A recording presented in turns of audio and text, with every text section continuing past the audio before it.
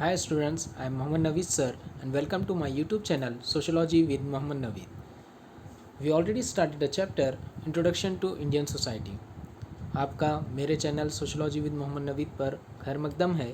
इसके बाद हम हिंदुस्तानी समाज का तारुफ ये सबक शुरू कर चुके थे।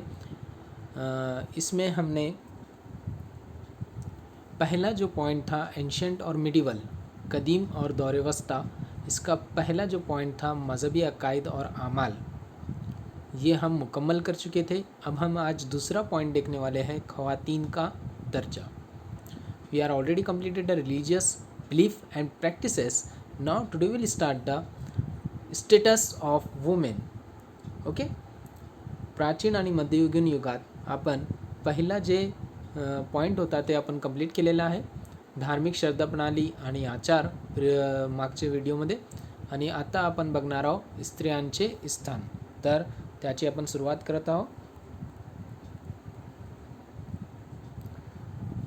दुसरा पॉईंट तुमच्या स्क्रीनवर दिसत आहे, स्टेटस ऑफ वुमेन, स्त्रियांचे स्थान, खवातीन का दर्जा. स्त्रियांचे स्थान भारतीय वैदिक साहित्य आणि इतिहास संशोधनाच्या आधारे असे दिसते की पूर्ववैदिक काळात स्त्रियांचे सामाजिक स्थान तुलनेने अधिक उच्च दर्जाचे होते. त्यांचे दर्जा वैदिक काळात, वैदिक साहित्य काळात त्यांच्या स्त्रियांचा स्थान जे होता ते खूप उच्च होता. आता ते कशा आधारे ते आपण बघणार आहोत. भारतीय वैदिक समाज के हिसाब से और तारीख के हिसाब से ये देखा जा सकता है कि वैदिक जो दौर गुज़रा है उसमें ख़वातीन का जो दर्जा था हिंदुस्तानी समाज में बहुत ही ऊंचा था, और उन्हें हर तरह की आज़ादी थी. तालीम हासिल करने की आज़ादी थी, उसके अलावा घर को संभालने की आज़ादी थी, और बाहर काम करने की भी आज़ादी थी. इस वजह से उसे सुनहरा दौर भी कहा जाता है ख़वातीन के लिए. Religious scriptures as well as historical studies, okay, indicate that Indian women enjoyed a comparatively high status during the early Vedic period. In early Vedic period, there are a very high status of the women in medieval, in compared to medieval period. Okay. Women during the early Vedic period had access to Vedic education. So they are take the education, Vedic education, that is available in the Sanskrit. Okay, that is available in the Sanskrit. पूर्व वैदिक काळातील स्त्रियांना वेदांचे शिक्षण घेण्याची मुभा होती. जो पहला वैदिक दौर था उसमें ख़वातीन को वेद जो थे उनकी तालीम लेने की पूरी तरह से आज़ादी थी. अब उसमें दिखाई देता है हमको कि ऋग्वेद एक वेद का हिस्सा है. तो ऋग्वेद में वेद विद्या यानी जो तालीम हासिल की जाती थी उससे वो ख़वातीन को बहुत अच्छी ख़वातीन का दर्जा दिया जाता था. ऋग्वेदामध्ये वेद विद्या प्राप्त केलेल्या स्त्रियांना अत्यंत मानाचे स्थान होते ऋग्वेदामध्ये. तर आपण त्यांना म्हणू शकता की ऋग्वेदामध्ये ते खूप क्वालिफाईड वुमन असा बोलाय जायचं. The Rigveda renders the highest status of qualified women.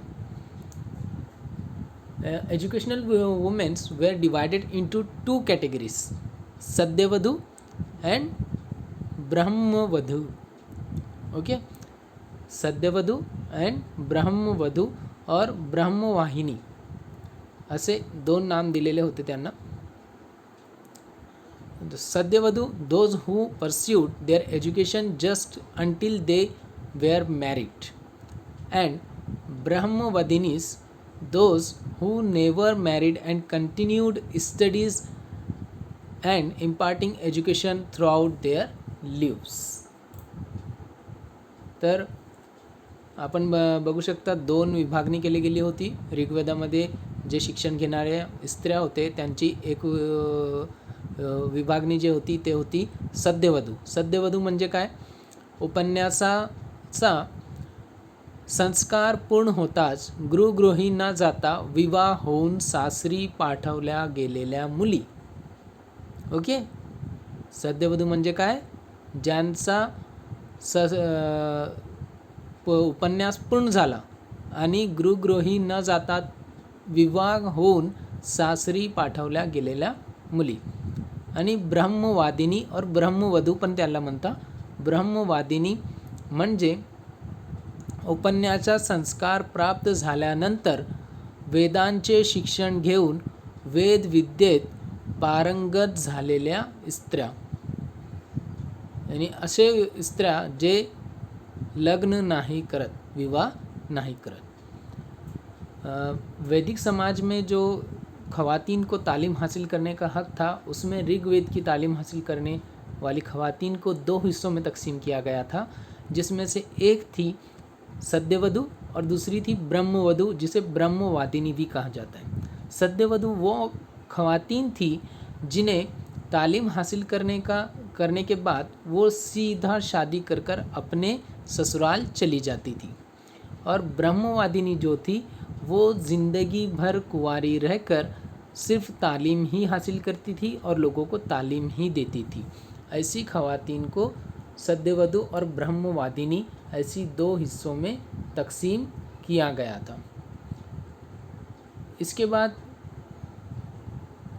और देख सकते हैं हम कि वेदों और उपन्यास का जो तालीम हासिल करते थे, ऐसी स्त्रियों को अपाला, घोषा, लोपामुद्रा, गार्गी, मैत्री ऐसे नामों से जाना जाता था और उनको पंडितायन कहा जाता था.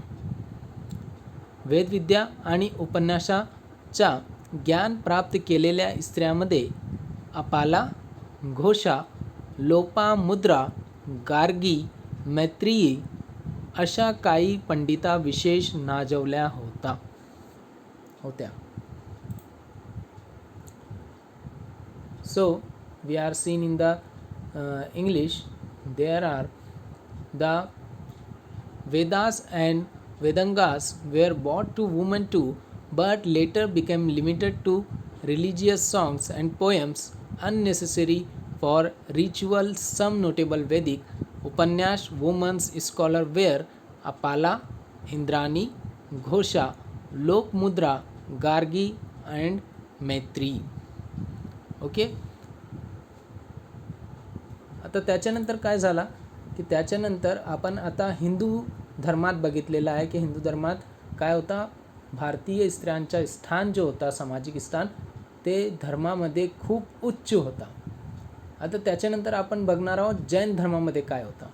तर जैन धर्मामध्ये हा धार्मिक समतेच्या तत्वावर आधारलेला असल्यामुळे त्यांच्यामध्ये काय आहे, धार्मिक समता आहे. तर त्याच्या तत्वावर आधारल्या असल्यामुळे त्यामध्ये सर्व जीवांचे हक्क गृहीत धरलेले आहेत. त्यामुळे स्त्रियांना निर्वाण प्राप्ती होऊ शकते आणि त्यांना पण धार्मिक काय आहे, स्थान दिलेला आहे. जैन मज़हब में क्या है कि ये सबको बराबरी का हुकूक देता है और इसी वजह से यहाँ पर ख़वातीन को जो मज़हबी तालीम की पूरी आज़ादी दी गई थी, ये हम कह सकते हैं. तो जैन मज़हब के अंदर भी ख़वातीन को पूरी तालीमी आज़ादी थी. Jainism being a religion of religious equality, Jainism given the education of equality is devoted and recognizing the rights of all living creatures. Thus, it accepts that women are able to play a role of path and liberation. Okay, and after that, some of the points are explaining in Marathi.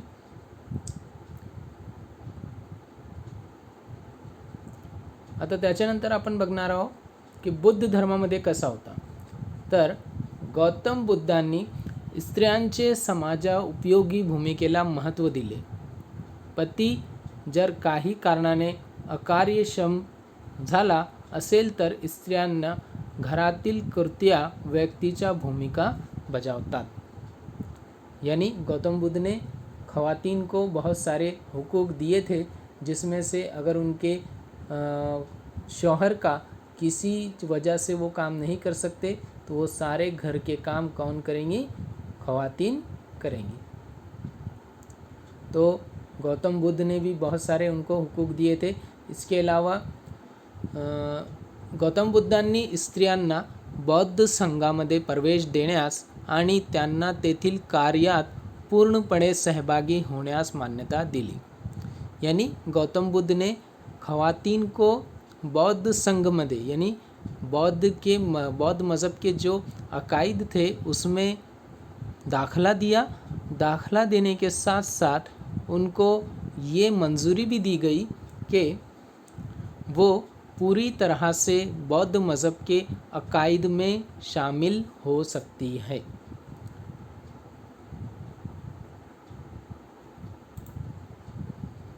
त्याच्यानंतर आपण बघू शकता की Gautam Buddha permitted women to join his monastic community and to fully participate in it. Okay, the religious work is totally allotted the women's in Buddhism. आता वैदिक काळामध्ये विधवा पुनर्विवाहाला मान्यता होती, परंतु मध्य युगामध्ये ते पूर्णतः निषिद्ध मानले गेले। यानी वैदिक जो दौर था उसमें बेवा को दोबारा शादी करने की इजाज़त थी, लेकिन जैसे ही दौर-ए-वस्ता शुरू हुआ तो उस पर पूरी तरह से पाबंदी लगा दी गई, जो ख़वातीन के लिए बहुत ज़्यादा नुकसानदेह साबित हुआ। Widow remarriage which was permitted in the Vedic period came to be considered taboo and women continued to be excluded from family inheritance. The women are allotted the widow remarriage in Vedic period, but the medieval period is come and totally ban on the widow remarriage. अब उसके बाद हम जो देखने वाले हैं वो है तालीम की नौयत। अब तालीम कैसे कैसे थी? तालीम की नौयत में ज़्यादा लंबा नहीं दिया गया है, इसमें कुछ मज़ाहिब के बारे में बताया गया है। जैसे हिंदुइज़म के बारे में बताया गया है कि हिंदुइज़म में, यानी हिंदू मज़हब में जो तालीम दी जाती थी वो मज़हबी तालीम थी, और वो जो पूरी तालीम थी वो संस्कृत ज़बान में थी, और उसे आश्रम में हासिल किया जाता था, और वेदों की तालीम हिंदू धर्म में दी जाती थी, जो वेदों की तालीम हासिल की जाती थी। तर आता आपण बघणार आहोत शिक्षण पद्धती। शिक्षण पद्धती जे होती ते हिंदू संस्कृतीमध्ये संस्कृत जबानमध्ये होती, संस्कृत हे भाषेत होती। त्याच्यानंतर वैदिक काळात आणि वैदिक ग्रंथामध्ये अध्ययन करण्यासाठी वैदिक जे पद्धती होती, वेद जे होते त्यांची, ते साहित्यांची लोकभाषेत न होती, दुसरी लोकभाषा न होती, म्हणून ते संस्कृतमध्ये त्यांचे अध्ययन करायचे।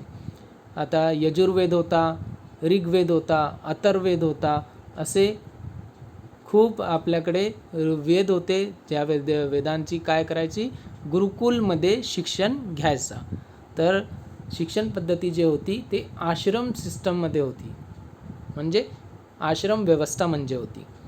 आणि आश्रम व्यवस्था म्हणजे त्याच्यामध्ये गुरुकुलात फक्त वर्ण सिस्टम, म्हणजे तुम्हाला ते 11वीमध्ये एक्सप्लेन केला होता वर्णव्यवस्था।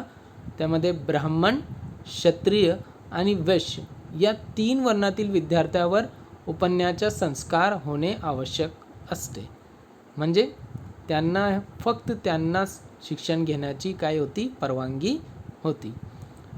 अब जो बहुत सारे वेद हैं, हिंदू मज़ाहिब में 4 वेद है, जिसमें यजुर्वेद है, ऋग्वेद है, अथर्ववेद है और सामवेद है। ये चारों वेदों में से, चारों वेदों की तालीम आश्रम में दी जाती थी, जिसे गुरुकुल कहा जाता था।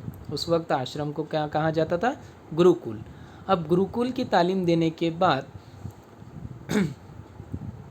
गुरुकुल की तालीम देने के बाद तालीम भी सिर्फ 3 जातों को दी जाती थी, जो हम वर्ण का निज़ाम देख चुके हैं 11वीं जमात में, मैं आपको पढ़ा चुका हूँ 11 वर्ण का निज़ाम।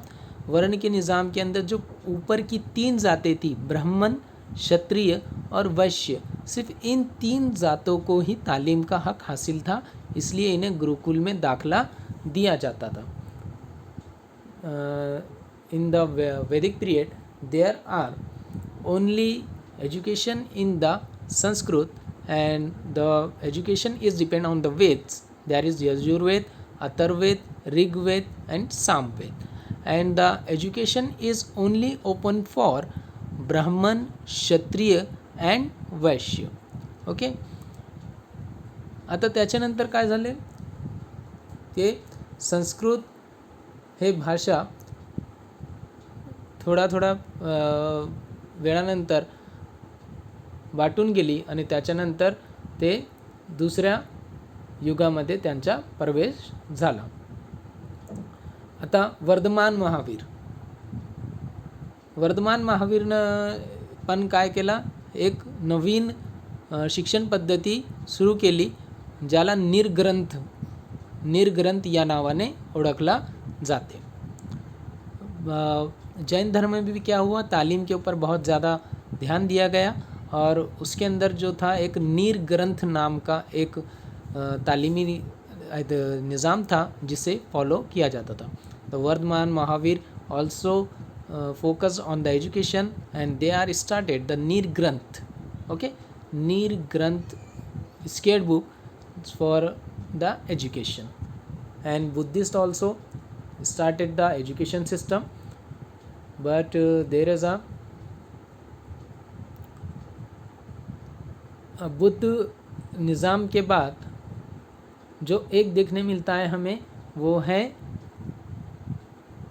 इस्लामी निज़ाम, इस्लामी तालीमी निज़ाम. अब इस्लामी तालीमी निज़ाम कैसा था, तो इस्लामी तालीमी निज़ाम जो हमारी किताब में दिया गया उसे 3 हिस्सों में तकसीम किया गया है. एक है मकतब, दूसरा है मदरसा और तीसरा है खानका. याद रखेंगे आप, मकतब, मदरसा और खानका. भारतातील मध्ययुगीन इस्लामिक शिक्षणाची निगडीत असलेल्या 3 मूलभूत संस्था कोणकोणते संस्था आहेत ते, पहिला मकतब, दुसरा मदरसा आणि तिसरा जे होता ते होता खानका. तर आता आपण बघणार आहोत हे कसे होते. ते मकतब जे होता ते मशिदीशी संलग्न असणारी प्राथमिक शिक्षण देणारी संस्था. हे बघा, तुम्हाला हे फिलिंग द ब्लँक्समध्ये पण येऊ शकते. प्राथमिक शिक्षण देणारी संस्था कोणती, तर तुम्हाला बोलता येणार मकतब. त्याच्यानंतर मदरसा, मदरसा मशिदीची संलग्न असणारी उच्च शिक्षण देणारी संस्था. म्हणजे मदरसामध्ये तुम्हाला काय भेटायचा, उच्च शिक्षण भेटायचं.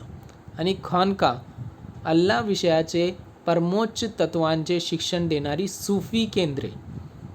म्हणजे शॉर्टमध्ये आपण म्हणू शकता सूफी केंद्रे कोणते, खानका. ओके,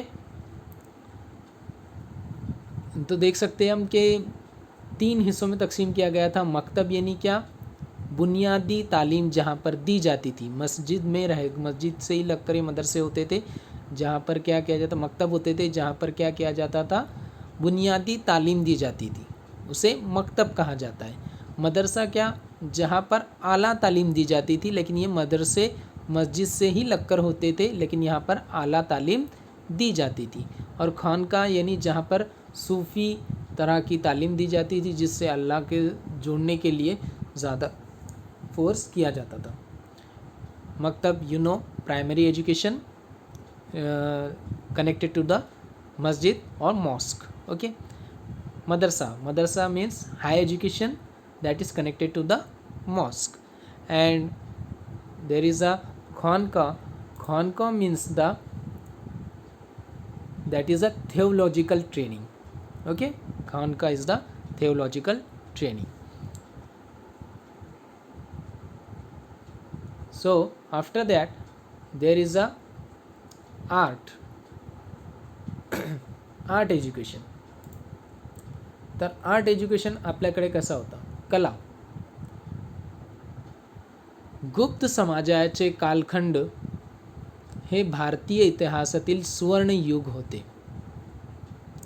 गुप्त साम्राज्य असे समजले जाते. त्याचे कारण म्हणजे या काळात संगीत, चित्रकला यासारख्या कला आणि इतर शास्त्रांमध्ये झालेली भरीव कामगिरी.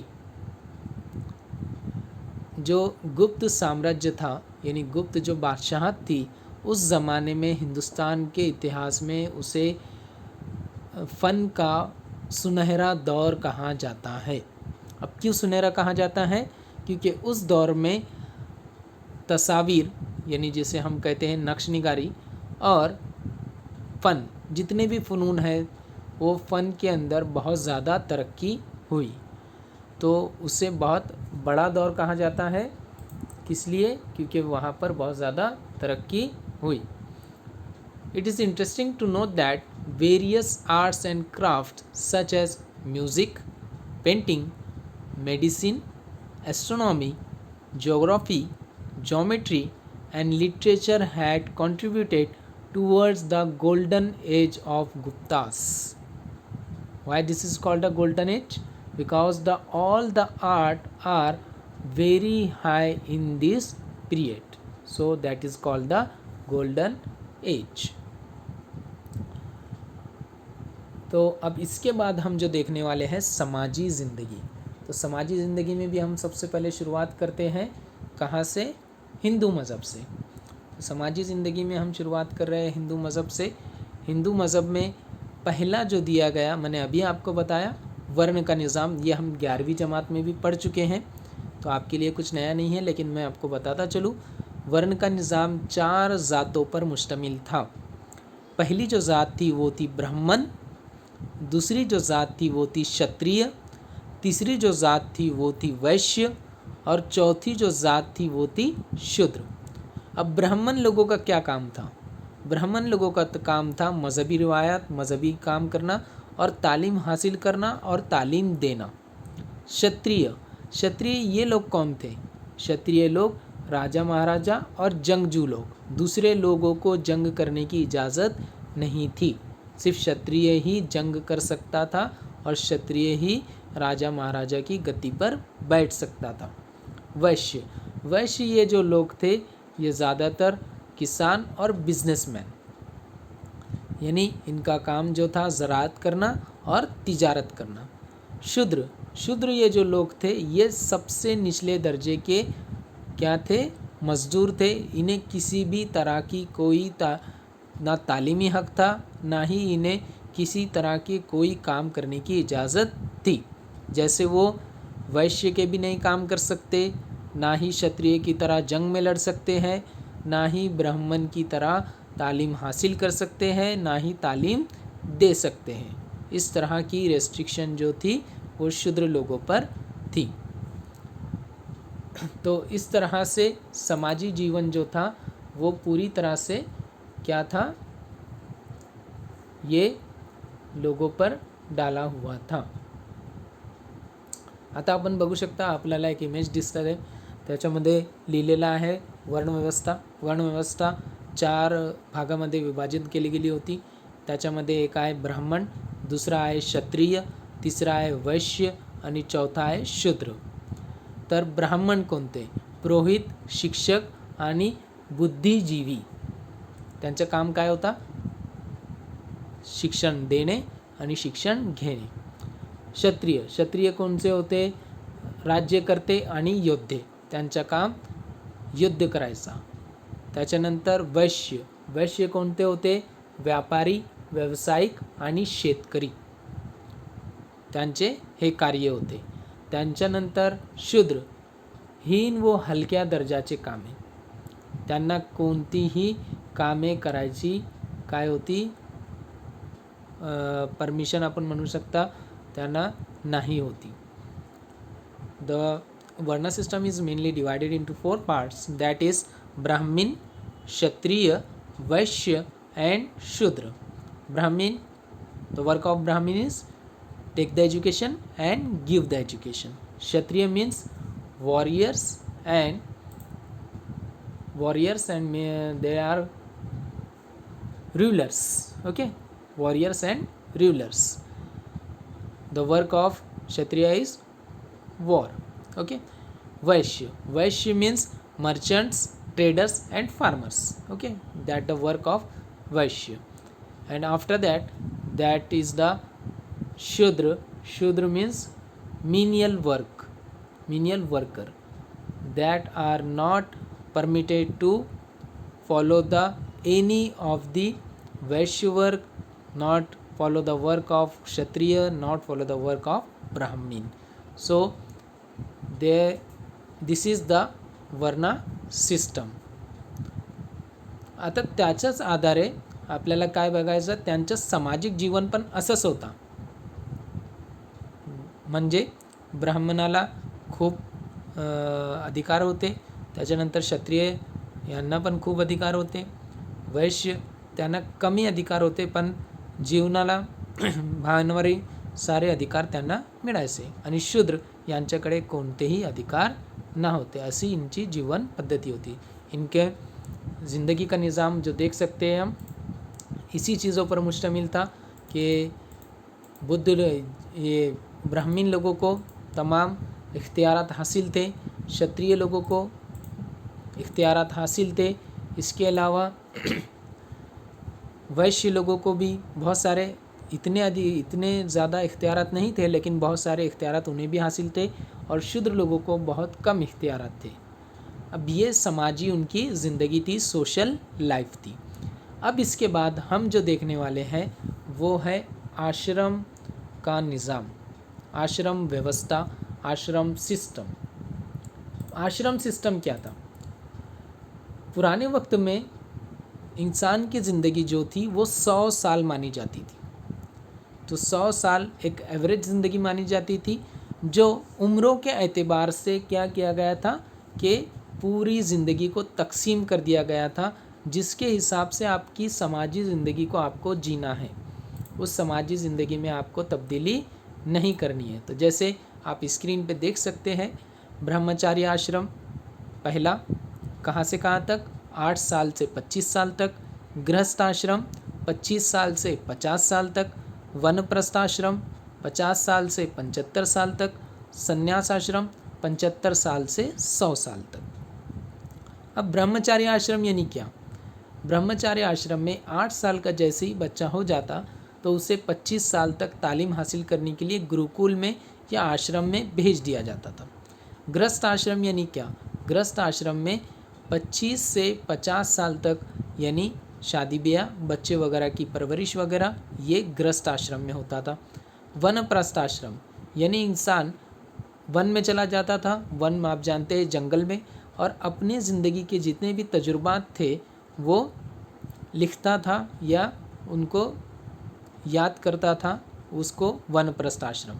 और संन्यास आश्रम यानी वो पूरी तरह से दुनिया से संन्यास ले लेता था, पूरे लोगों को छोड़ देता था. अब देखिए, वनप्रस्थ आश्रम और संन्यास आश्रम में एक फ़र्क है जो आपको समझना ज़रूरी है, जो पूछा जा सकता है कि वनप्रस्थ आश्रम और संन्यास आश्रम में फ़र्क क्या है. वनप्रस्थ आश्रम में इंसान जंगल में जा रहा है, संन्यास आश्रम में भी लोग जंगलों में चले जाते थे, लेकिन वनप्रस्थ आश्रम में अगर उसके घर के लोग उससे मिलना चाहे तो वो मिल सकता है. लेकिन एक बार संन्यास आश्रम में वो चला गया और संन्यास ले लिया तो फिर वो किसी से भी नहीं मिल सकता, उसे छुपते छुपाते ही अपनी ज़िंदगी जीना पड़ती है. तो इस तरह से आश्रम का जो निज़ाम था वो 4 हिस्सों में तकसीम किया गया था, जिसके हिसाब से उनकी ज़िंदगी चला करती थी. आश्रम व्यवस्था आपण बघू शकता. ब्रह्मचारी आश्रम 8 ते 25 वर्ष, गृहस्थ आश्रम आपण बघू शकता 25 ते 50 वर्ष, वनप्रस्थ आश्रम 50 ते 75 वर्ष, संन्यास आश्रम 75 ते 100 वर्ष. आता त्याच्यानंतर आपण बघता आहोत ब्रह्मचारी आश्रम म्हणजे काय. आश्रममध्ये जायचा, गुरुकुलमध्ये जायचा आणि तिथे शिक्षण घ्यायचं. गृहस्थ आश्रम म्हणजे विवाह करायचा. वनप्रस्थ आश्रम म्हणजे वनामध्ये जायचा आणि वनामध्ये आपले जीवनाचे जितने मूलभूत सिद्धांत होते त्यांना लिहायचा व त्यांना आठवणी करायची. आणि त्याच्यानंतर संन्यास आश्रम, संन्यास घ्यायचा. असा हे विभागलेली होती 100 वर्षाची वय जे होती ते विभागलेली होती आश्रम व्यवस्था म्हणजे। ओके, अब जो है समाजी ज़िंदगी, हमने 2 चीज़ें देख लिए समाजी ज़िंदगी में। एक देखे हमने आश्रम का निज़ाम, और इससे पहले जो हमने देखे वो था वर्ण का निज़ाम। ठीक आहे, आपण आश्रम व्यवस्था पण पाहिली आणि वर्ण व्यवस्था पण पाहिली आपण. We are already seen the ashram system and varna system. Okay, so after that we have to start the next. So then I will stop here because the one topic is completed. So that ancient and medieval period is completed. After that there's a colonial period is start. So that will be explained in the next lecture. अभी देखिए कि कदीम और दौर वस्ता ये पूरी तरह से मुकम्मल हो चुका है, जिसमें हमने रिलीजियस बिलीफ, मज़हबी अकायद और आमाल, ख़वातीन का दर्जा, तालीम की नोयत, समाजी ज़िंदगी और ये तमाम चीज़ें हम देख चुके हैं. अब हम जो देखने वाले हैं वो है क्या, अभी हम जो देखने वाले हैं वो है नौआबादियाती दौर. तो नौआबादियाती दौर के लिए हम कल शुरुआत इसकी करेंगे, अगले वीडियो में हम इसकी शुरुआत करेंगे.